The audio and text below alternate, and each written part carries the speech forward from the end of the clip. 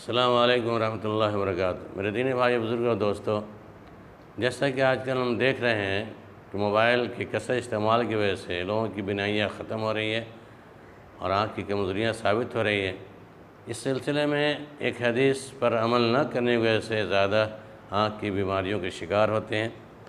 وہ یہ ہے، ابن عباس رضی اللہ عنہ سے مروی ہے، قال النبی صلی اللہ علیہ وسلم اکتحل الاسمد فإنه يجل البصر وينبت الشعر۔ سیدنا عبداللہ بن عباس رضی اللہ عنہ سے روایت ہے کہ نبی صلی اللہ علیہ وسلم نے فرمایا، تم اسمد سرما لگایا کرو کیونکہ یہ نظر کو تیز کرتا ہے اور پلکوں کے بالوں کو خوب اگاتا ہے۔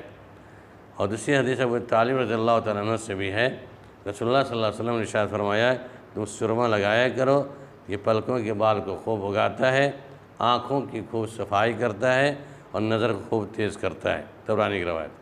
لہذا اس حدیث کی روشنی میں اس سنت پر عمل کریں، اپنے آنکھوں میں سرما لگایا کریں، انشاءاللہ آپ کی بینائی مضبوط ہوگی، آپ کی آنکھ کی صفائی ہوگی۔ اللہ رب العالمین تمام سامعین کو سرما لگانے کی توفیق عنایت فرمائے، آمین ثم آمین۔